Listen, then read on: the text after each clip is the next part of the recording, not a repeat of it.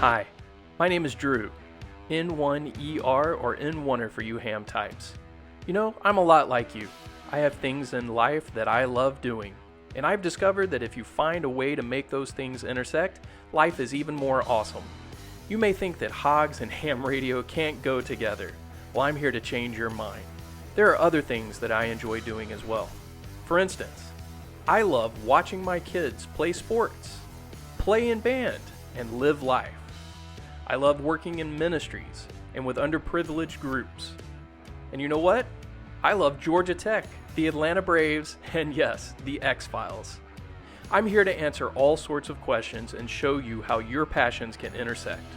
We'll talk hogs and hams, but also drink some bourbon and play some D&D, so join me on this episode of Hogs and Hams. Hi, my name's Drew, N1er. Welcome to another episode of Hogs and Hams. Today we're actually going to be talking about licensing, and I'm not going to get into a lot of the details on how that process works. There are plenty of videos out there that will talk about that. You can do some Google searches, you can actually get on YouTube, and I will just tell you right now, there are tons of resources that can kind of walk you through what that process looks like and the steps that you need to take. We're going to talk briefly about some of those things, but for the most part, what we're going to talk about today is online licensing in order to get your amateur radio license. And so I think it's going to be a great discussion. We're going to bring up some great points, and I'm glad that you're joining me here today. So the first thing that I kind of want to talk about is just the changing technology. Ham radio enthusiasts, like we all love changing technology. Every time there's something new, we all want the flashiest radios, you know, just the way that the hobby has morphed over the past few years is just amazing. You think about like my granddad, that's how I got into ham radio, but my granddad started out on, you know, radios with vacuum tubes and just kind of older technology. And here we go nowadays, and you're able to get something in a super small package. You're still able to do the same thing that they were doing years ago, but now you can also link that up with a computer and do digital tech. It's amazing how much that technology has changed. One area that has kind of lagged behind is licensing, right? When I got my license, it was a few years ago, but when I got my license, I actually had to show up in person. There was a 3-member team of VEs, those are volunteer examiners, and those 3 people basically sat in a chair and watched you take the test. And I remember I got my tech license first, I got my general license, and then I got my extra license. And so I had to go 3 separate times, pay 3 separate fees, and you know, it was a pretty good drive from my house. It was about 15, 20 minutes. I had to make sure that I made time out of my day to go take care of that. And that's the way it's been for a long time. In fact, in the old days, they actually had to go to the FCC office in order to get their licenses. And so that kind of got pushed down to the VEs, and then, you know, we're in the process that we find ourselves now. But I will tell you, there's a new thing that's popped up recently. It's fairly new, and I tell you, like COVID had a lot to do with it, but there were also some pretty ingenious like people that were out there kind of looking at this even before COVID started, and we're going to meet one of those guys today. But before we get there, let's talk about it. So getting your ham radio license, your amateur radio license online. Like, you don't have to go anywhere, you don't have to drive anywhere. Basically, you can sit in your office much like this, and you can take the test online, and you can get your license within a few days. It's amazing. Like, I highly recommend it. I am involved with the organization. The organization that we're going to talk about is the Aurora Amateur Radio Group, AARG. They're actually based out of Alaska, but it's a great organization that has given out, I think it's over 1,000 licenses using online technology from the comfort of your own office in order to get this. It's super easy. It's super efficient. Like, as I said, basically in an hour time frame, you can take whatever element that you're on for your licensing, get it, and be done with it. No driving, no going anywhere. It's great. So let's talk a little bit about this process, what it looks like. I want to show you some websites. Let's get into it and why I think it's such a great thing. So the ham radio industry has really kind of been lagging along, like in this technology. Just think about all the industries that have been doing Zoom meetings, been doing Microsoft Teams, using video calls to actually take care of business. And so there's definitely been a shift, and COVID definitely helped drive that away from having to be physically somewhere in order to do something. And so the ham radio group, like, collectively through the AARRL, they've been working on giving options to people and trying to push that forward. And I think, that we're finally starting to kind of catch up. So through the AARG, there are some requirements on things that you have to have in order for this to work. I actually took a professional certification test a couple months ago. And I will tell you that kind of the setup for that test, if any of y'all have ever done that, is going to be very similar to what you have to do to get your ham radio license online. There are going to be multiple cameras. Like, you have to have a camera that's looking at you and another camera off to the side that's kind of looking at the computer that you're working on. Like, have to be able to see your hands. There's going to be a sweep of the room. The AARG wants to look at all the walls, look at the ceiling, look at the floor, make sure there's no papers anywhere around so that no cheating can take place. And I will tell you that they take it very seriously. Being a part of the group, and I guess I should also tell you I'm a VE for the group, but being part of the group, like, there have been times where if a camera cuts off, like, they will stop the exam right there, because as VEs we have to put our name to that and certify that there was no cheating, the person passed it, like, no problem. And so they're very strict on kind of those guidelines. You have to make sure that you have secure internet connection, nothing around. Like, we check calculators. We go the whole 9 yards to make sure it's a secure testing environment. And I think it works out great. It's a 5 to 10 minute process for each person that's testing. But as I said, it's just to keep integrity and make sure that the VEs can put their name on that piece of paper that then gets submitted up to the FCC for licensing. So it's a great thing. I will tell you that the process is blessed by the AARRL. The VEs that work with the AARG are all ARRL VEs, so that they go through all the traditional licensing process. And it's just a great group. Like, I just want everybody to know that if you're interested in going this route, that there's going to be no questions on your licensing. This isn't like a mom and pop shop of, some group of VEs that, just kind of make up their own group and start, handing out ham licenses. It's not going to be like that. We're going to meet Brandon. Brandon is the president of the group, and he actually, for the lack of a better word, like, he has amazing connections to the ARRL. So, like, things that usually take weeks or months to push through, Brandon is actually able to kind of call somebody up and take care of issues, like, as they occur. So whereas, like, maybe an FRN number was wrong on an application or something like that, that would be a big deal and it might take weeks in order to, like, fix.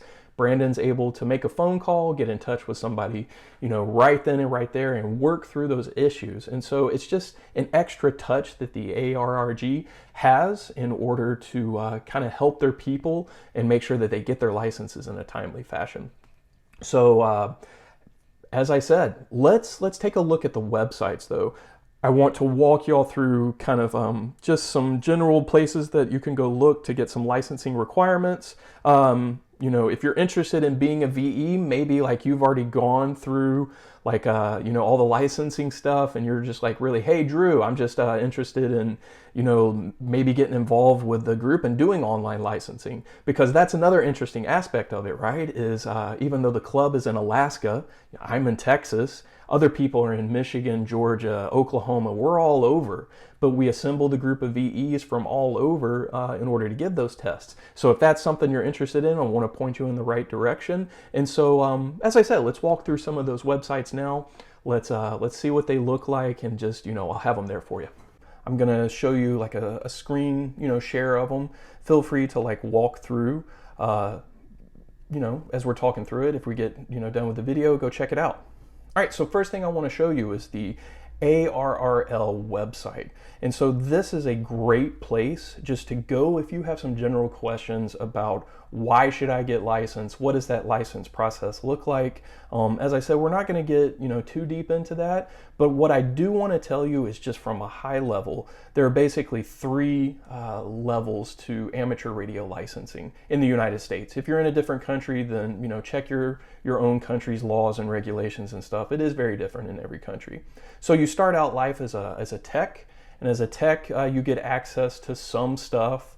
Most of it is, it's kind of limited. It's only certain frequencies. And so that's just kind of the starting level. Then you also have the general test. The general test is the next level up after the tech. And with the general level, it actually opens up some of the HF bands, and these are historically, traditionally, the places that, ham enthusiasts go to talk to different countries. And so in order to be able to really do that and just do it off a radio without using the internet or some other tech that's available out there, you have to go for that general license to get you into the HF. And then finally is the extra license. That's the third level that you can do. And with the extra license, you get more access to more HF bandwidth. You kind of get your own little segments that other people can't get into, but then you also are able to become a VE. You can actually do that as a general, but generals, if you're a VE, you can't do testing for extras, right? So only extra people that are licensed as an extra can give extra exams as a VE. So there's a few extra things. And then you also call signs, the vanity call signs, you get access to different levels of call signs as you progress through the levels. But I encourage you, do your own research on that and find what that looks like for you. If you have questions, go Google it. Go look at some other YouTubers out there. There's people that do good things. And then, right here we have volunteer examiners. If you're interested in that VE process, I'm going to put this website on here so you can look at. There are different organizations that, license their VEs, and those are slightly different. The requirements are slightly different.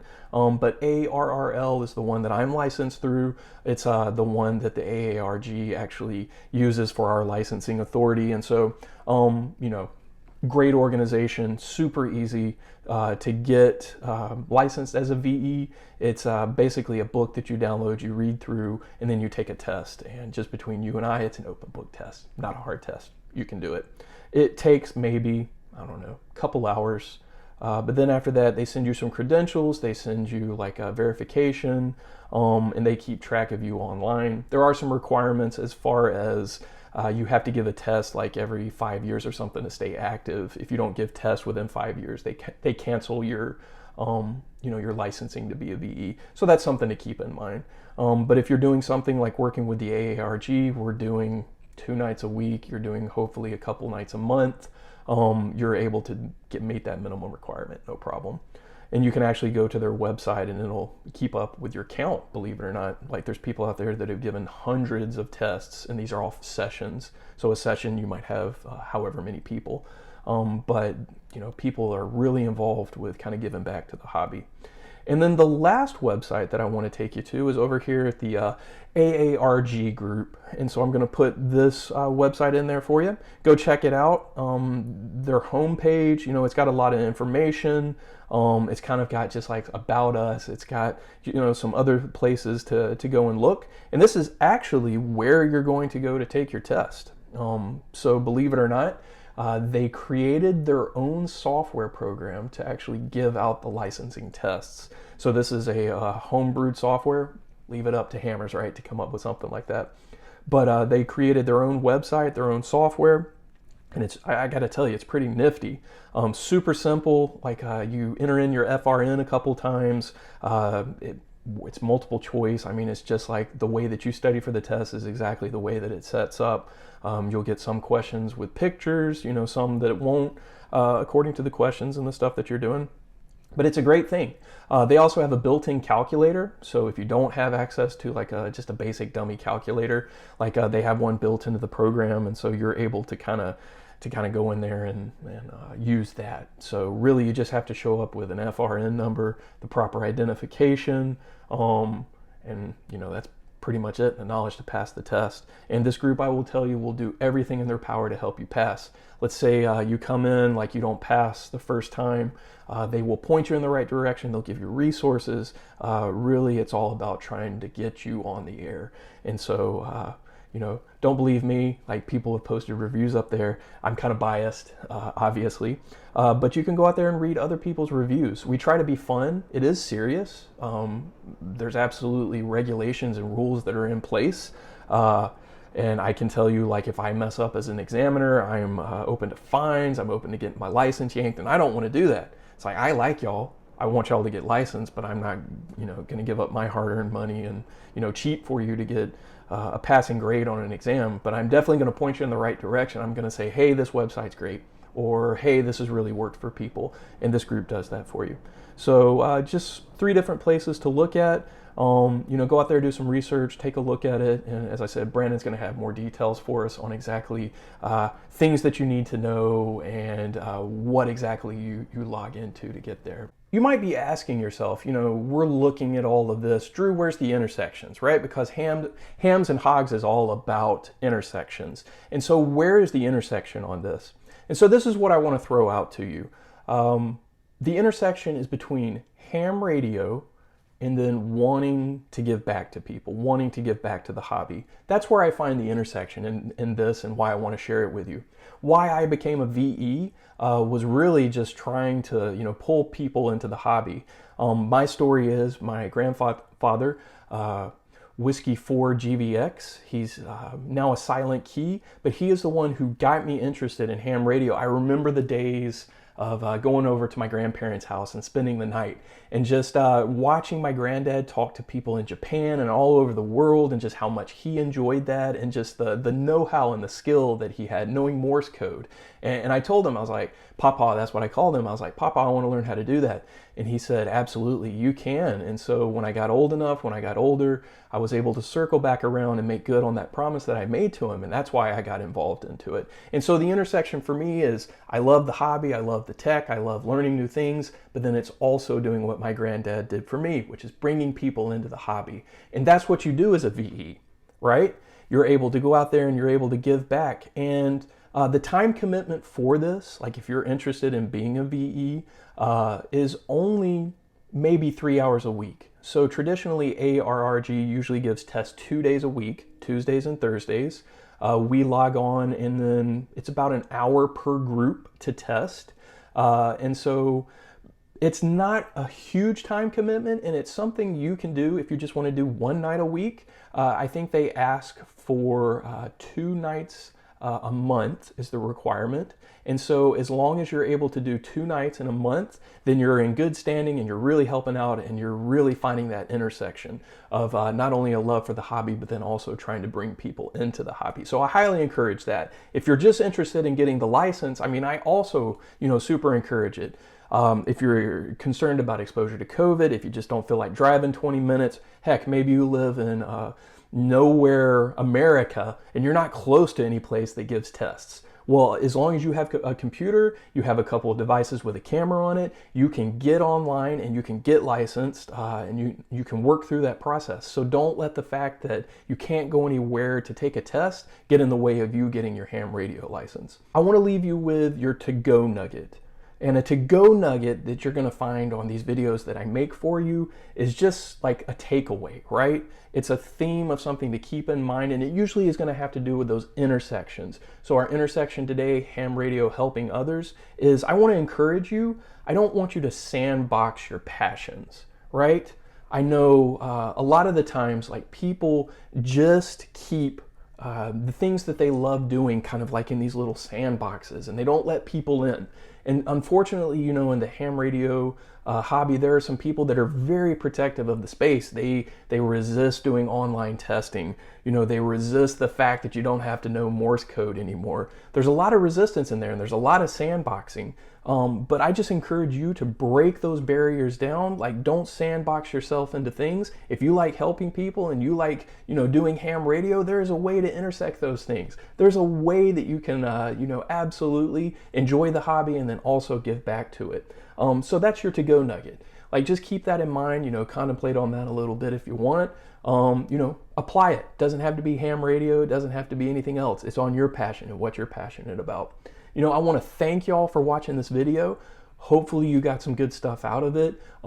If you're trying to get your license and you've been putting it off, you know, because it's not convenient, well, don't have any excuses anymore. Go to that AARG website, get plugged in with Brandon, get plugged in the group. I hope to see you there. As I said, I'm a VE, like I do the testing. Maybe we'll run into each other. If we do, say hi. Otherwise, like, thank you all for watching the video. Don't forget to subscribe to the channel. We're going to be back with more intersections in life. This is In Winter. Have a good one.